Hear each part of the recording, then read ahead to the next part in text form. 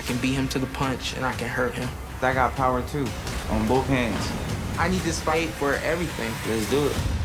I'm coming spar your ass and beat your ass. We ain't trying to spar, we trying to make some money. This the Danny Garcia show. Fuck out of here.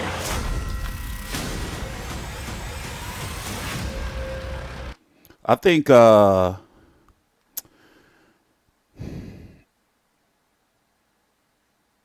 thinking Shawn Porter going to take it. I know at first I was saying Danny Garcia, and since I'm from Philly, people saying, you know, well, of course you're going to pick Danny Garcia, but I don't know, man. I'm thinking Shawn Porter might take it. And just last week I said Danny Garcia. Maybe this may continue for the next 3 weeks. This fight is creeping up on us. This fight is, what? It's a little over 3 weeks away. I'm TstreeT Controversy. This is TstreeT Controversy Live. I cover every single major fight live. September 8th, 2018. They're fighting for Keith Thurman's vacated. He was going to be stripped if he didn't vacate. So it was one of them situations like, well, you can't fire me because I quit. You know, so they're fighting for that WBC 147-pound title, the WBC title that Danny Garcia lost to Keith Thurman. Shawn Porter had beat everyone they put in the way of him getting to this shot. And you got to think the storyline is with Shawn Porter, right? Let's just go ahead and jump right into the meat and potatoes of the video and talk about how the winner of this is going to fight the winner of Mikey Garcia versus Spence on pay-per-view. These fighters are graduating. The time is finally here. That's how the model for pay-per-view has always been. Once a fighter goes on pay-per-view, they do their absolute best to keep you there. And with 147 pounds, Showtime has enough to put on at least 3-4 147-pound pay-per-views. They're really clamoring, you know, to find a way to put on another pay-per-view. We thought it was going to be Joshua versus Wilder. Is not happening. And it's looking like, see, I'm confused on if they're hesitant to put on Mikey Garcia versus Errol Spence on pay-per-view because of they don't want Mikey Garcia moving up to take that loss, or the fact that it's kind of a testing of the waters to see if pay-per-view on Showtime can still be a success. So in my opinion, Errol Spence, Mikey Garcia on pay-per-view, 200,000 pay-per-view buys. Now, what kind of number is that looking at the grand scale of things when you're looking at Canelo versus Golovkin, you know, did 1 million, where even myself was skeptical. 1.3 was the number.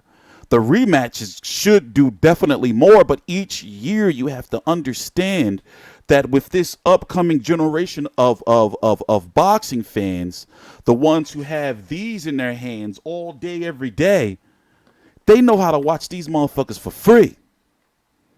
You see what I'm saying? So pay-per-view is dying. That's why, you know, everybody's going towards streaming. It's called cutting the cord because, you know, but that's the way it works. You know, I want to see these fighters successful. And truth be told, I don't really want to see pay-per-view die. It's like one of those things, like it's a part of boxing. You know, like if we didn't have ring girls or some shit like that, you know? And remember, they were trying to, you know, get rid of them because of, you know, sexism and all that. But no, they need to be skinned. In my opinion, whether you like it or not, ring girls need to be scantily clad. It need to be like scattered ass. You know, like the top ring girls are the shit. You know, I'm not gonna lie. They be having like, I'm gonna tell y'all. No disrespect to the top ring girls, but they vaginas damn near be out. Them shits be tight. Google top ranked girls. Don't nobody fuck with them, man. But anyway, moving on to the fight. Danny Garcia's power is respected. You may not respect him as the fighter, but guess what? You all watch his fights. Danny Garcia's fights are always highly rated and highly viewed. He's never in any bad fights. Now, I understand. Here, I will tell you that he's gotten some gifts. But all great fighters get some gifts every now and then. Don't you dare let me mention Castillo. Anyway, 34-1 with 20 KOs, from the mean street to Philadelphia. Oh, no. Danny Garcia's had a system the last few years, pretty much, where he'll take an easy fight, hard fight, easy fight, hard fight. I think that's a good system. It extends your longevity, but at this point in time, now, let's say, for example, let's say if Danny Garcia beats Shawn Porter, we're going to talk about vice versa as well. Let's say if Danny Garcia beats Shawn Porter, right? Danny Garcia would be the type of fighter, and this is no disrespect, to go on to fight Andre Berto next, right? Or somebody with like a name along there, and then he fight Errol Spence if Errol Spence beats Mikey Garcia. So how can you disrespect that? But at the same time, I understand at this point in time, at these fighters' ages, and at the point they are at their career, it's got to be tough fights here on out. Hell, Floyd fought Andre Berto. Floyd had like a system like that. Robert Guerrero, Canelo. Maidana twice. Maidana was supposed to be some easy work, but he wasn't. Pacquiao, and then, Andre Berto. So, and he was even talking about fighting Kareem Mayfield. People thought that the Andre Berto shit was a joke. But Berto was in-house, so of course, thank you, Al Heyman. But let's go look at the resume. I gotta watch the Fury press conference starting soon. It's 7:58 a.m. Eastern Standard Time, Tuesday, August the 14th, 2018. It's almost 1 p.m. over there, and it's a Tyson Fury Pianetta press conference. Wilder's supposed to be there. But he's fighting Shawn Porter September the 8th on Showtime in the Barclays Center, and then Brandon Rios, and then he fought Keith Thurman, Samuel Vargas, then Robert Guerrero. Robert Guerrero was considered a tough fight at the time. Then he fought Paulie Malignaggi, Lamont Peterson. Now, I really genuinely think that he won the Lamont Peterson fight. He lost the Keith Thurman fight, in my opinion. He lost the Mauricio Herrera fight. He beat Lucas Matisse. Now, this was at the time where I talked about before in previous videos that he had like this hero persona at this point in time. Even though, Angel Garcia was in the back, like when they had that beef with Zab Judah, and Zab Judah pulled up on him at Modell's during like a meet and greet or something like that and trashed all their cars. But, Danny Garcia had the good guy image, especially when Lamont Peterson got thrashed by Lucas Matisse and Danny Garcia was there ringside, and they just zoomed in on his face, and he had that kind of like scared look on his face a little bit. And then people were like he was going to get decapitated by Matisse, and then what did he do? He didn't just go in there and beat Matisse. He outboxed him. The Puerto Rico, I'm coming home. That shit was a disaster. So, and then Rod Sulka, because he was having some weight issues. My understanding, allegedly, rumors were he was having some weight issues. Getting to that 140, so the WBC approved this. Then at this point in time, with Mauricio Herrera and Rod Sulka, his career was tarnished. It was damaged. And then social media and Instagram started, like rising in boxing. It was cherries all over the place.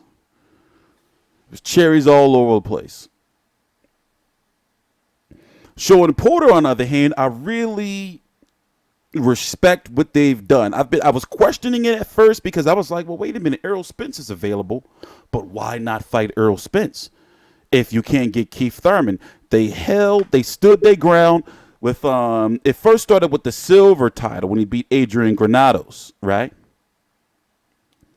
And he was already number one contender for Keith Thurman, but Keith Thurman continued to get injured, so therefore he focused on Danny Garcia, then went back to Keith Thurman, then went back to Danny Garcia.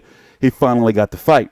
But now, at this point in time, he has a lot of power because if he wins, like, for example, he's always been the B-side, for example. It has been, I'm talking about like with this post-championship run that he's had after losing to Kell Brook. He beat Broner. He was the B-side. It was Broner versus Porter. It was Thurman versus Porter. Berto versus Porter. And then, of course, he was the A-side over Granados. But in this case, once again, Danny Garcia is Garcia versus Porter. But if he was to win, he's already said, for example, let me go pull it up. Let me see if I can pull it up for you. He already said on Showtime that he would fight Errol Spence.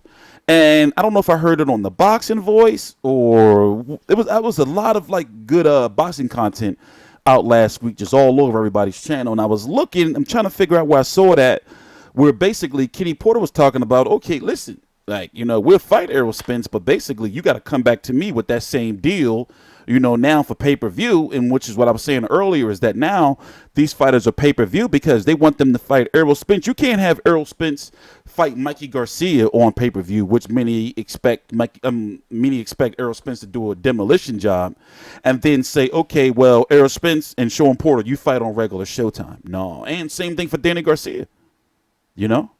And then, however, Keith Thurman mixes into it, guess what? These guys are going to pay-per-view now. Whoever wins going to pay-per-view.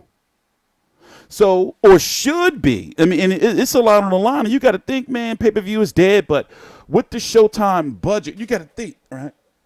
Let me give you a little bit of education. You can't, Showtime and HBO and networks in general just can't have boxing on every single week. You see what I'm saying? They can't do it because they get a certain amount to spend per year, and they get a certain amount of dates they can put on per fight. You don't want to compete with certain stuff. And then the network may have some exclusive programming other than boxing that they may want to broadcast. So I really thought it would be difficult to get a Danny Garcia versus a Shawn Porter on a regular Showtime because these fighters both command a lot of money. For example, both of these guys made, you know, an estimated $2 million plus fighting Keith Thurman. You rarely, I can't remember the last time we've seen a matchup like this with Danny Garcia and Shawn Porter, where you have these two big 147-pound stars who are usually in big fights other than fighting each other. And I said, you know, I know it may seem confusing because I said Shawn Porter was the B-side, you know, in his biggest fights. But the point is, they were still big, large fights. For example, with the Keith Thurman fight, that fight was, my understanding, a mix-in of the PBC budget money and, you know, Showtime, you know, chipping in because it wasn't a PBC event. It was a SHOWTIME Championship Boxing on CBS, or I forgot how they phrased it, or they used to word it. And the same thing happened with Danny Garcia. Presented to you by Premier Boxing Chambers because they are the fighters, but the money was like a split, you know, financial mumbo jumbo. So nonetheless, man, both of these guys are in a really, really good spot, especially Shawn Porter, because now he's been treated as the B-side in his big fights for so long. Now, if he wins, he can go on command and shit. Danny Garcia's power, though, man, can Shawn Porter get through that? You know, and he was already talking about Dancing with the Stars, but this is what I wanted to talk about before I forget to do it in this video. This right here. 16-minute interview. We're gonna listen to about a minute of it, I guess, on Showtime with Jim Gray, Shawn Porter. Kenny Porter and Angel Garcia about if Angel Garcia is racist. I told y'all, man, that motherfucker ain't racist. He's just crazy. And he could be a little racially insensitive. See, me being from Philly, right? I'm going to go ahead and just tell y'all, you know, like me being from Philly, and I hear it's like that up in New York, and, you know, Mexicans do it. Calling somebody a nigga, it depends on, like, what term it's used in. So, for example, here in Philadelphia, you could be like, yo, you a bitch-ass nigga, whether you white, black, fucking Pakistani, you a bitch-ass nigga. When he called Keith Thurman a bitch-ass nigga, he wasn't saying it like in a, but y'all know, man, listen, y'all grown. And I understand that it gets lost in translation in regards to, for example, I tried to talk to Angel Garcia about it and, like, explain to him, well, people from other countries don't understand, like, why their term is, you know, is weird. But I understand if you guys don't understand. But anyway. Sometimes both of you guys can get excited about your son's abilities and what you want for them. Do you ever feel, looking back, that you make statements that put your sons in peril? We'll start with you. Well, I did the last fight with Thurman. I'll take, you know, I'm a man, I'll accept my faults. I'm not perfect. You know, I'll accept my faults on that. You know, the Thurman fight was a lot of politics. People calling me racist. I am not racist, man. Like, That's the last thing in me is being a racist. Like I got all kind of people work for me.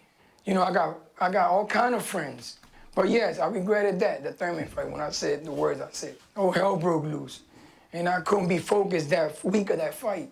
So I do regret that day, yeah. You got to go read the comments. They said Kenny Porter looked like I like this shit, though. Not the hat, but if you look, I like that. But then again, I would wear the hat, too, because I'm bald. So, you know, but think about it like without the hat. See, the hat throw you off. But you got to go read the comments, say like he played a saxophone on Sundays. But I've seen him in some, you know, some more churchy shit before. This shit right here lit, though. What caused you to want to come into the ring after Danny's last fight with Shawn? Honestly, it was the Showtime staff. We didn't burst in there. We didn't. Well, Showtime was the one that asked you to come in. We didn't move anybody out of the way. So now Showtime's to blame. We can't walk up in that ring. Oh. Shawn wanted to go, and they said, "Hey, here you go. You can go." That was out of character for him in every. Listen, and that's true because I was at the PBC on Spike when Danny Garcia fought Samuel Vargas. Keith Thurman was at ringside doing commentary. I was like, you know, a few rows back, and I saw them telling him, "Okay, wait. Okay, go get him. Go in there now. Get him." You know, so that is true. But like I said, you know, like Kenny Porter is in a really good spot. Him and his son is in a really good spot because now if they win, shit is gonna be different. You know, shit is gonna be different. Danny Garcia is gonna go on if he loses to fight. Likely, I'm telling you, it's gonna be like a Devin Alexander or an Andre Berto, win or loss. I'm telling you. But we're gonna be talking to Danny Garcia, man, next week and his pop. You know, I've been to every media day except for the last one because I was sick, you know, but I'm going to go to the media day. You know, we're going to talk to him and see what's going on. Anyway, I'm TstreeT Controversy. This is TstreeT Controversy Live. I cover every single major fight live. I will be going to New York. I haven't decided if I want to go to the fight. I'm kind of done with going to fights, truthfully. You know, I'm really not really interested in anymore, you know, unless it's certain fights I have to go to. But in regards to like events on Showtime, I don't have to go to those anymore. I did what I had to do. So I do have to go to the Zone events. I'm probably thinking about going up to Chicago maybe, or to Boston for a couple of days. Maybe not to the fight, or maybe to the fight with my whoever I'm sitting to the fight, but I'm not sure yet. But anyway, I'm TstreeT Controversy. This is TstreeT Controversy Live. Please subscribe.